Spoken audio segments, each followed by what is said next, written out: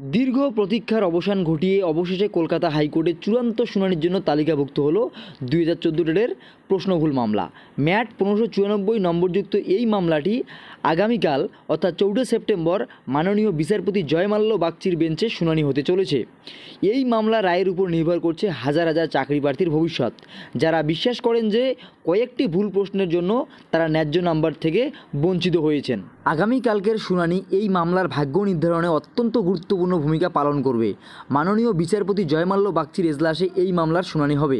জানা গেছে, প্রধান বিচারপতির নতুন উদ্যোগে পুরনো মামলাগুলি দ্রুত নিষ্পত্তির জন্য তালিকাভুক্ত করা হচ্ছে, যার ফলে এই দীর্ঘদিনের অমীমাংসিত মামলাটি আবার গতি পেয়েছে। এই শুনানির সম্ভাব্য ফলাফল কী হতে পারে সেই নিয়ে কিন্তু ইতিমধ্যেই চাকরি প্রার্থীদের মধ্যে ব্যাপক জল্পনা চলছে। আগামীকাল আদালত পুরনো রায় বহাল রাখে সমস্ত পরীক্ষার্থীকে 6 নম্বর দেওয়ার নির্দেশ দেয়, তবে কিন্তু সমস্ত পরীক্ষার্থীরা 2014 সালের অল্প নম্বরের জন্য যারা উত্তীর্ণ হতে পারেনি তারা কিন্তু টেট পাস করার সুযোগ পাবেন।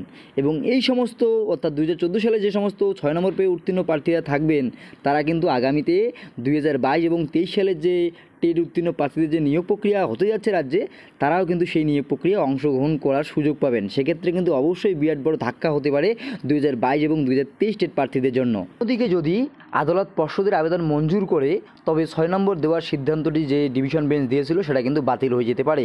সেক্ষেত্রে কিন্তু আর কোনো রকম সমস্যা থাকবে না পর্ষদের এবং 2022 এবং 23 টেট উত্তীর্ণ যে সমস্ত প্রার্থীরা থাকবেন তাদের নিয়োগের ক্ষেত্রে। এই মামলায় যাই হোক না কেন, অবশ্যই কিন্তু বিরাট বড় একটা দিন হতে চলেছে কিন্তু আগামীকালকের এই ম্যাট 1594 মামলার শুনানিটি।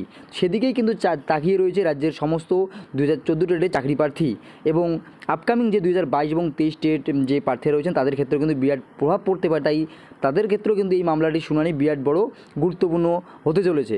এখন দেখা যাক আগামীকালকে শুনানির পরবর্তীতে কী আপডেট আসে এই মামলা নিয়ে। তো তার পরবর্তীতে আমরা অবশ্যই এই মামলার সম্পর্কে আগামীকালকে আলোচনা করব শুনানির পরবর্তীতে। তো ভিডিওটি ইনফরমেটিভ মনে হলে অবশ্যই লাইক করে দেবেন, শেয়ার করে সবাইকে জানিয়ে দেবেন। ধন্যবাদ।